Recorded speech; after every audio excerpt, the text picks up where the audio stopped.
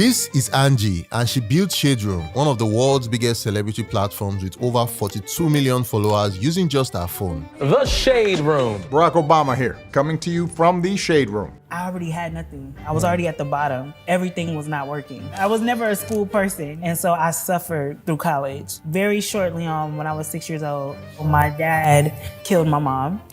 Wow. In LA is one of the drugs, parties, all this type of stuff. I was really into some things. Sometimes I look at that old person and I say, whatever she had, I want now. Today, she shares how she turned online gossip into a multi-million-dollar media empire. In the beginning, Instagram shut us down. I remember that was one of the darkest times because I thought this promising career is wiped away from me. Would you say some of your hustle spirit is from being a Nigerian? Absolutely. We don't carry less.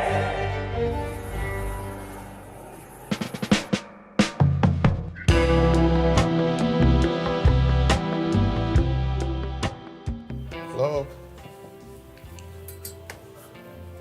Hi, how are you? Nice to meet you. Nice to meet you too. Your house is beautiful, by the way. Thank you. I think if you probably live here, you probably don't go out as much. Do you go out a lot? So the house I do spend a lot of It has time. everything. I do spend a lot of time at home, but I like to go out too.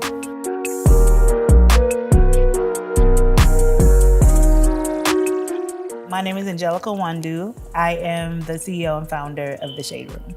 How long have you been living in LA? Or were you born here? I was born here. Oh, wow. I was born and raised in LA. What was that like growing up in LA? So both my parents are from Imo State. They came from Nigeria in the 80s. My mom was a nurse and my dad was all kinds of things. He was a professor, he was a realtor, all of these things. And very shortly on, when I was 6 years old, I had a tragedy in my family. So my dad killed my mom. Yeah, wow.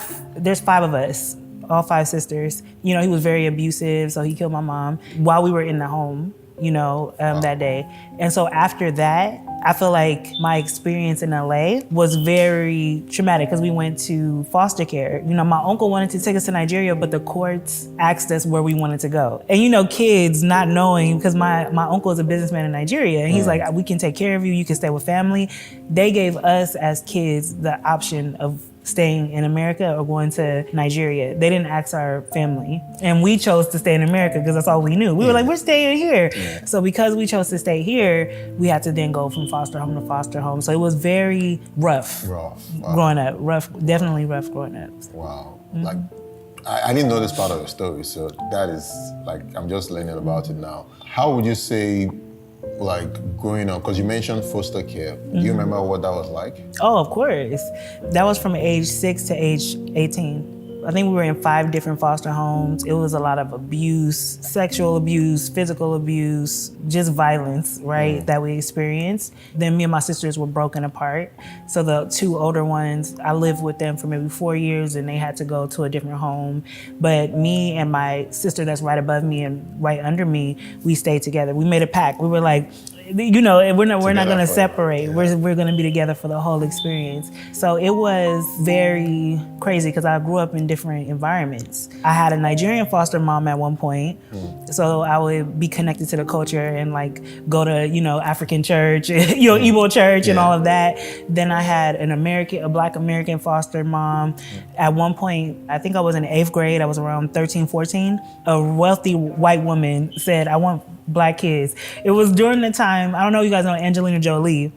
Yeah, I know. She was getting Black kids. Oh, so yeah, this woman was wealthy and she was like, "Oh, Angelina's getting, African children. Here are 3 African girls here in America." So she's like, "I want you." So then when she got us at 13, then we moved to Bel Air, which is a really rich neighborhood here. Yeah, so then we started living rich life. You know what I mean? Yeah. And I think that at that time, that was the first time that I had seen that life.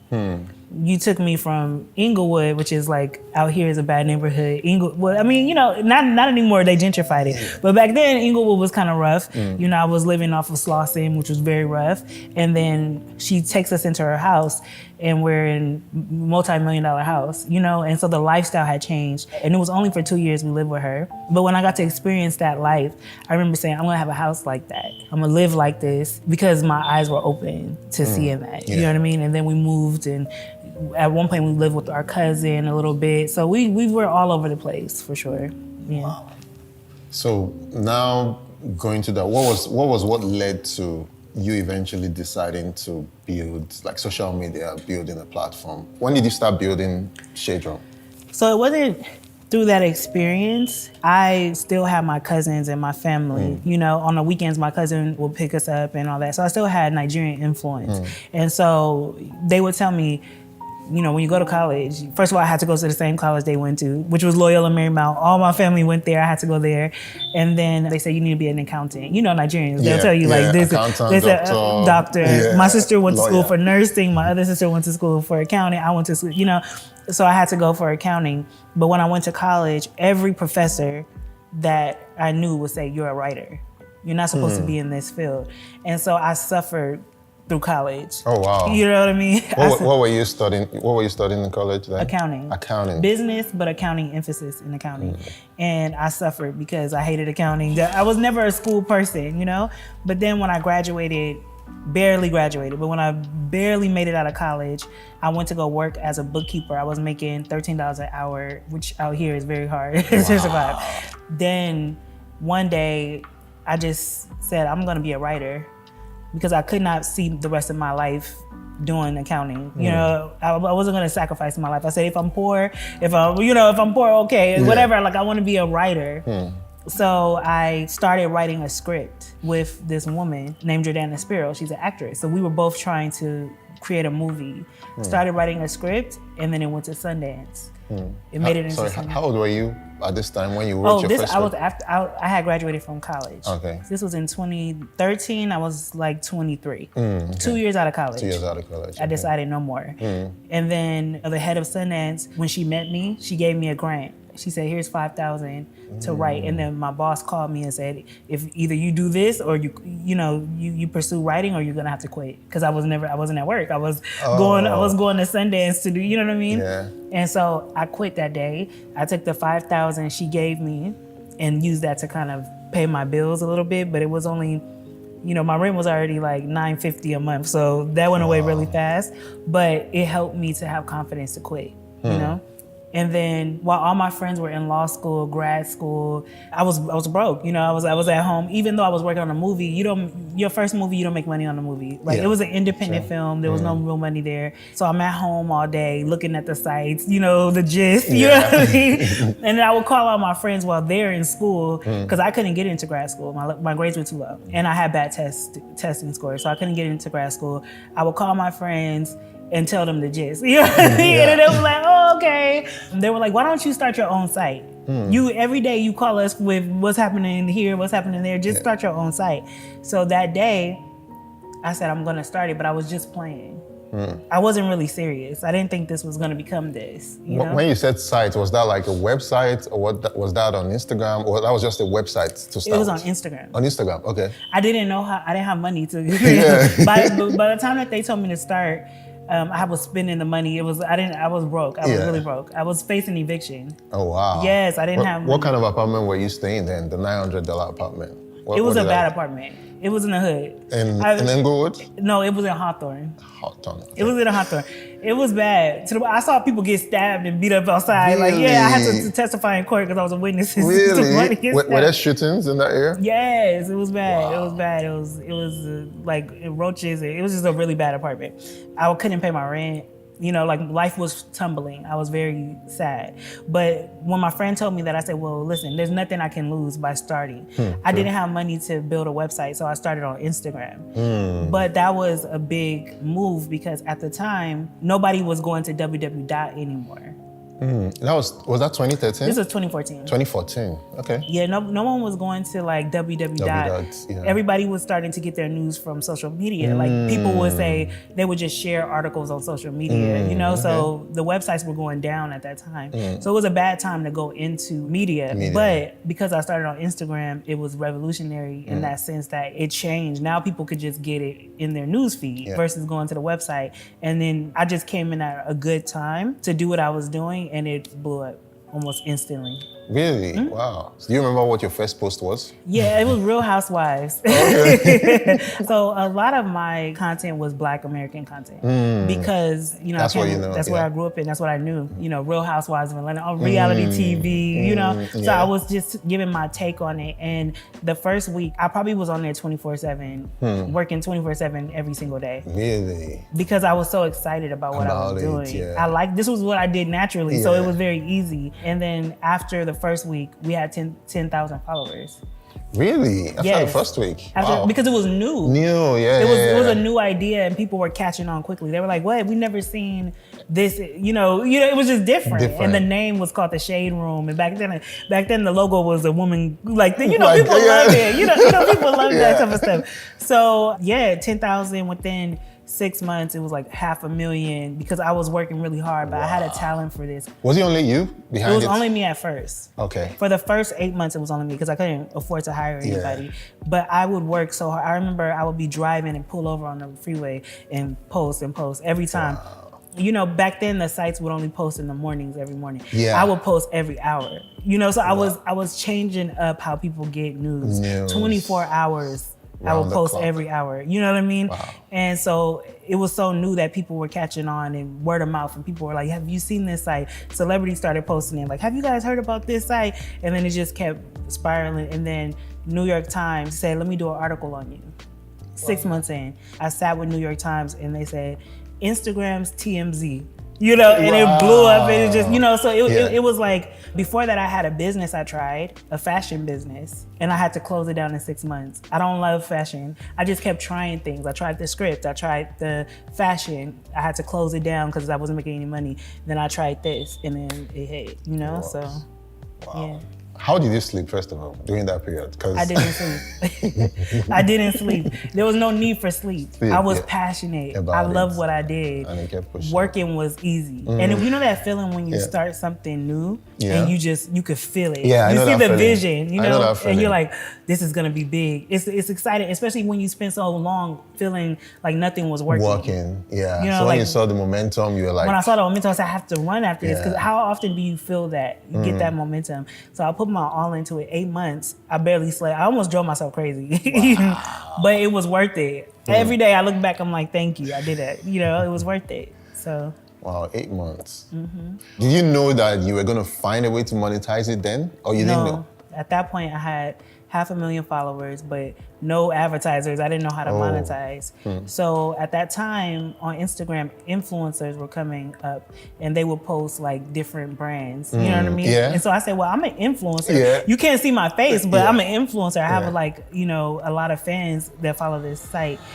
Angie is just about to tell me one of the most important factors that turned this simple idea into a multi-million-dollar company. But before we continue, I would love to thank the sponsor of today's video, Nomad eSIM. If you're a traveler like me, you know that whenever you travel to a new country, your SIM card stops working. And for this trip, I had to get a new SIM card at the airport before I could access the internet. And interestingly, they overcharged me. Getting a new SIM when you land in a new country is very stressful, and there are times where I've gotten stuck in a new country where they don't speak the same language as me. I've also had cases where I couldn't book accommodation or request an Uber just because I didn't have internet access on my phone. Well, that is until I discovered the Nomad eSIM app, which allows me connect to the internet without the need of physical SIMs. It works in over 200 destinations worldwide, giving me the best rates and eliminating my roaming fees. All I needed to do was download the Nomad eSIM app from the Android or iOS store, choose my country, select a data plan, select the number of days I need it for, input the discount code, and just like that, I was connected to the internet. If you love to support this channel and elevate your travel experience by getting an eSIM to make your trips more enjoyable, click the link below and enter the code TAYOIKNOW at checkout, and you get a 20% discount on any plan or destination. Now let's jump right back into Angie's story. You can't see my face, but I'm an influencer. I have a lot of fans that follow this site. So I put up a post and I said, $75 ads. You know, I didn't know what to charge. So I was charging $75. I said 70, because this was the day that I was gonna get kicked out of my apartment. If I didn't come up with the rent, I was gonna get kicked out. So I said I have to find a way to make money today, right? But I knew I had something that I could make money on. So I just posted a post and said $75 ads. You know, if you wanna be on a Shade Room, just email me. That day I made my rent. You know, because there was a lot of brands. In that said, one day? In Wow. one day. They said a lot of brands had been following and they wanted to see how to get on. They just didn't know how. Of course, the prices were too low, you know, but it was enough to Yeah. pay my rent. And, you know, and so then from there, I hired my first employee. I was moving at a, you know, one thing at a time, yeah. How would you say it felt when that first paycheck came in for you? I was dancing. I didn't even have my own PayPal account at that time. So I had to use my sister's. And so my sister, everybody, all my family was like, what is this thing that you're doing? Like, where is the money? You know, you're still Yeah. suffering. I'm still begging for $40, but I have this big platform. So I used my sister's PayPal account. And when she saw the money coming, she said, oh my gosh, what is this that you have that in one day you made your rent? You know, it felt good. I was dancing. I said, I knew. But the whole time, even when I was broke, as I was doing this, I knew it was going to be big because I could tell it was on fire, you know? So I was very happy. What position are you in your family? Are you the fourth born? The fourth born. Fourth Yeah. born, okay. How would you say your journey has evolved from that first moment? Has it just been smooth sailing all the way to now? No. Yeah. What are some of the challenges you faced along the way? Plenty. That's right. What? Okay. What was one memorable challenge that you faced, and kind of like how did you overcome that? So when I first started, I was wild in the way that I would report. Okay, I was wild. So in the beginning, Instagram shut us down. After amassing 600,000, Instagram deleted us. Right? Wow. I remember I was in the airport and they, you know, everyone called me. They're like, "What happened to the Shade Room? It's gone from Instagram." And so imagine, I found a way to pay my rent. I'm like, I'm happy, I'm excited about my future. And all of a sudden, they get rid of us on Instagram. Now, when that happened, I didn't realize how much attention the Shade Room had gotten from mainstream media. Everybody was posting laughing. BuzzFeed did an article. CNN did an article. Oh, wow. They were like, see, this is why you don't build platforms on social media. They could just take it away. And like everybody wanted to interview me. So I remember that was one of the darkest times because I thought, finally I found a way to get out of this promising career is wiped away from me. And I remember in that moment I said, okay, I have a decision. Am I gonna quit or I can try again, you know? So I opened up the account and I had to start again from 1 follower. Really? I had to start brand new. After 8 months of building and not working, I had to start brand new. Were you able to get the same username? No, so for years, later on, it was the Shade Room Inc. Oh. Yeah, I had to change the name because I couldn't get the same username. But what happened was interesting. Because they were laughing, because everybody was laughing, because everybody was saying hi, you know, they got deleted from Instagram. Yeah. People like blacklisted things. They like things that are banned. So they were showing their audience, and their audience said, "What's the Shade Room?" They didn't even know what the Shade Room was. But because they were writing these articles, everybody wanted to know what the Shade Room was. So in the article, they would say, and then they had to start over from 1 follower, you know, and this is their new handle, right? We built followers faster the second time. Because the negative press Because broke. the negative press, because everybody said, oh, if they're bad enough to get deleted from Instagram, this must be something. So then it took 8 months to build the Shade Room the first time. The second time, 3 months to get the same. It was bigger. It was going more viral, so it was interesting. Yeah. Let's go back a little bit to like before even the Shade Room, and during those times when you were still figuring it out, you know, trying out the fashion stuff, it wasn't working, trying out even the scripts, like trying to make a movie. Yeah. What would you say kind of like kept you going? Where would you say that resilience came from? Was it like a belief that you had that it was going to work out, or what would you say kept you going? It was both. Sometimes I believed, sometimes I was depressed. Sometimes I thought my life would turn around. Sometimes I thought it would never turn around. It would swing back and forth because the reality was that everything was not working. Before I wanted to be a writer, I was an accountant. Then I tried to take the LSAT for law school. I bombed it. I performed very low. I tried to take the GMAT. I performed very low. There was jobs I tried to get outside of accounting. They wouldn't hire me.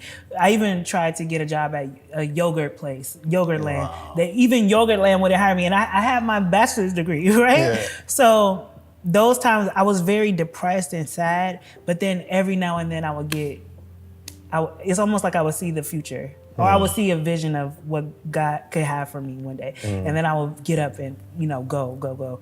At the end of the day, the way that I saw it was I already had nothing. I was already facing eviction. I was already at the bottom. So if I just tried things, what was the harm in that? I didn't even have a job at that point. So what can I lose now? So it was easy to try things. And even now, where I'm at now, sometimes I look at that old person and I say, whatever she had, I want now. Because now it's not that easy. Because now I have bills. Now I'm taking care of family. I'm taking care of, friends. Yeah. Now I have, nonprofits and organizations I take care of. I have 40 employees. So 40? yeah, Wow. so when I want to move now, Yeah. you know what I mean? It's so much more to lose. Yeah. It's 40 families that I'm helping. You're helping out. Yeah, exactly. So I get it. It's like driving a big ship. It probably takes more effort to turn it, and there's a lot of people on it. But it's a speedboat, you could just be the only one in it. Yeah, that's why I said that, I use that analogy, but I don't say speedboat. I say a truck. Truck, a big truck. Yeah, big cargo. truck. Yeah, a little car. You can move. A big boat. Not only can you got to watch out for the road. The danger. Turning, So that is what it feels like. What was the decision? Was there any decision process that made you decide to be behind the scenes? Because a lot of people know Shade Room as the brand. Yeah. Many people might not necessarily Shade Room is more popular than you as a person. Oh, for sure. Nobody even knows me. Yeah. And I love it. So was that intentional, or was that something that just happened along the way? It was intentional because my original dream was to be a writer, but not this kind of writing. This was something that, again, I never saw myself doing this. I wanted to be in film, writing a movie, because I wanted to be a screenwriter. So I said, I can't be, in Hollywood being a screenwriter and then, doing this. So so when I did do this, I wanted to be behind the scenes. And I never wanted to be famous. I never wanted to be in front. I wanted to be a quiet success. Yeah, that's one of the best things, to be honest. You're quiet and you're successful and you have that. You can decide to show yourself if you want to, and you can decide to be behind if you want to. But when you're all out there, I think it's probably much harder. Because now I don't even see, because I was reporting on celebrity, so I know what fame does. I knew what being famous would do. Yeah. You don't get to take that off. Once you're famous, you're famous. Yeah. Even if you lose everything, you're still famous. You just has been famous, But you're famous. People still know you, right? Yeah. So for me, I like my privacy. I wanted to live a normal life. So for me, imagine if I had put my face in 29, you know what I mean? I would be, no. So I like it. But if I ever want to step in front of the camera, I could do that. But me, I just do like business interviews, or like interviews about building, the company. And I see the benefit. People always tell me, you're not being smart. You should put yourself on everybody should know who you are. Everybody should connect you with Shade Room. But Shade Room is a business that I started. It wasn't my original dream. I want to do a lot of things. I want to do movies. I want to do all these things. This is a tree to branch out into so much more. You know what I'm saying? Like, it's not my end all be all. So for me, there's so much more. I want to be known for what I built. That's it. You don't need to know if I'm dating. I just know what I built. That's it. That's good enough for me, so.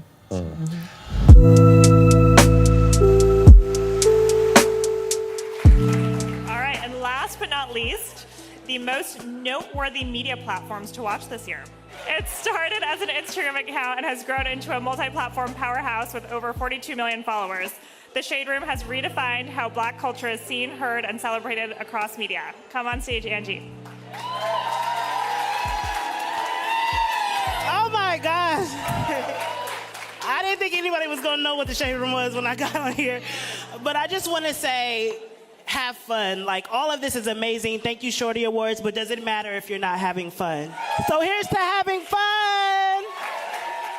When Shade Room started taking off and you started to hire, because it was just you, then you started to hire the first person, starting out to build your team.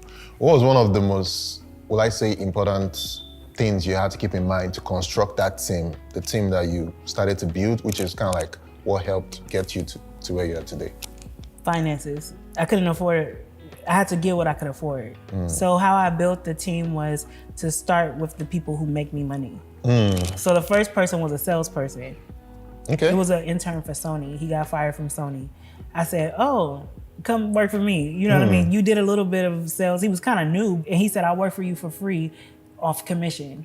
So it wasn't free, but it was like, he's like, I'll make commission. I don't get paid unless I give you a deal. So every deal that I made, he would make 15%. Oh, wow. Until he said, now when you can pay me a full retainer, he said, then we'll talk. So he said, but let me show you this month what I can do for you. Just give me 50%. That month, he made me some money. I gave him 50%. Until it was time for me to put him on retainer. I could afford to put him on retainer. Then after I made enough money, I then said, okay, let me hire a writer because I'm getting burned out. Oh, wow. That's interesting. I would have assumed you hired a writer first rather than a salesperson. But that's well, I had to make money. You know, or else this thing was, you know, so I had to make money. Yeah. To be able to pay my bills. Pay your bills, so I needed the salesperson first. Yeah. And I was the writer. And then once I got enough money, I said, okay, now I can pay somebody to help me write. So then I said, okay, now I'll get a writer because I was burnt out. I mean, remember, 8 months, got deleted, started over. I was like, if I keep doing this, I'm gonna burn myself out. So I had to get a writer, and then I would get another writer because the more content going out, the more money we can make, right? Yeah. So then that's how I built. It was very strategic. Who is gonna help me make money? It wasn't until later when we started to establish that I could say, okay, let me hire a human resources. Let me hire, you know what I mean? Like I had to wait for those positions. At first it was just about money. How can we build step by step, you know, to get there? So, yeah. So what would you say makes you grounded? God, I think now when I first started the Shade Room, I didn't have a good relationship with God. And then when I started in the industry in LA is one of the like drugs, parties, all this type of stuff, I was really into some things. It wasn't until later when I realized the money and the success did not fulfill me. Even accolades, it didn't fulfill me, that I said I had to find God, because otherwise I was gonna like end it all probably. You know, I know that's a tough topic for, especially Nigerians, we don't talk about that. No, I think it's important, but I resonate with you. I've spoken to people who kind of like have reached success and they also have that too. But I realize people don't talk about that enough. You know why? Because when you have success, that's all that matters at that point. You start to get stuck in a world where that's all that matters. You know, the happiest people I know are broke, honestly. I'm gonna be honest with you. So they just have genuine happiness. The richest people I know are the most miserable people I've ever met. Because at some point you become in a box and that's all you think about is how do you stay successful? How do you know what I mean? So from there, once I realized that no amount of success is gonna actually feed my soul, I knew I had to find something. So God really does keep me grounded. And even when life doesn't feel like it's going the way, you know, like there's uncertainty or there's stress or there's all of the things that happen behind the scenes. Because I go through a lot behind. You got to imagine, right? I'm reporting on people, powerful people. You don't think I go through things? But I think that God keeps me grounded because I realize, you know what I realized? No matter what happens, the biggest treasure I ever have, I could never lose it. And that's my relationship with God. That freed me because I always was worried about losing treasure. Everything else, you can lose it. Even if you have $1 billion, okay, man, well, I don't know. You know what I mean? $1 billion. You can lose $1 billion. You can, you can, I mean, Trump filed for bankruptcy. Even if you have $1 billion, your relationship with God, you can never lose. True. So if you have a relationship with God, then what are you scared of? Because he can bring you back from the dead. He can bring you back from the lowest point of life. And once you have that confidence, then it's like, okay. So that's where I think the joy is starting to come from. You understand what I'm saying? Yeah, so, I get what you're saying. Yeah. What would you say is, as somebody, probably people who maybe have heard of you, they've heard of what you build, they're watching you now, what would you say is one of the, well, I say advices that you can give to somebody who is probably at that point where you were in, let's say 2010, 2012, who is going through similar things to what you went through?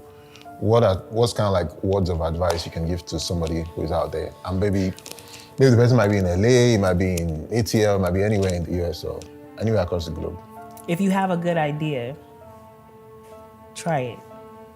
That's the best advice I could give, because so many people, they have great ideas, they just talk about it until the idea is done by somebody else. And somebody's gonna do your idea. I'm sorry. We all have similar thoughts. Somebody's gonna do your idea, or the time is gonna, sometimes timing is really important. The time is gonna pass for that. I think that if you have an idea, the worst thing you could do is sit on the idea. Go and do it. Go and try it. Even if you don't have the resources, try the small version of it. You know, I couldn't create a website, so I did it on my phone. You have, life rewards those that actually do. So go do it. You know, whatever it is that you want to do it. And don't be ashamed, don't be embarrassed about starting from the bottom, because once you get to the top, everybody's gonna ask you what you did, right? Yeah. So whoever laughs at when you first start, don't worry about that. Don't worry about embarrassing yourself. Don't worry about putting yourself out there. Whatever idea you have, the ones that you can do within your own resources that you have now, go and do it. Or go find a partner. You know what I mean? Like, do it. Get it out of there. Get out there, because there's so many people that get out and actually do it. They may not even be better than you. They may not have thought about it first. True. They're just the ones that are hardworking. It's not the most talented people or the most genius people at the top. It's the people that have the most hustle. Like, you know what I'm saying? Like, that's what it is. So like, I would say do it. Would you say some of your hustle spirit is from being a Nigerian? Absolutely. Absolutely. It's in me. It's in me. We don't carry last. Like, you know what I mean? Like, what do you mean? So I was going to hustle, and if I was going to be in the industry, I was going to be one of the best. I was going to be one of the biggest. I am Nigerian. Like, that's in my blood.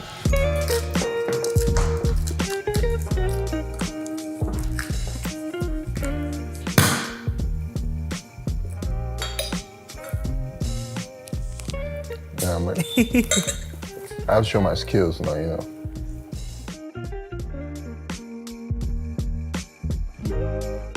No, we didn't cheers yet. If you ask me what I thought success was 12 years ago, I could give you a complete list. It was a house, it was a bank account with millions in it, it was cars, it was being able to take care of my family and anybody that needs me, giving back, all of that. Success now is joy, it's family, it's friends, and it's impact. So now it's not just about how much money do I have, it's about how much money do I give. Like, you know what I mean? Yeah. Like, we started to rebuild schools in Nigeria. Oh, wow. Yeah, Okay. there's a lot of schools that we have worked on to like help renovate. We started to build wells for water and all that type of stuff, and help churches with ceiling, fix ceilings and everything like that. And we have 6 scholarships at HBCUs here, because I also want to do work here, right?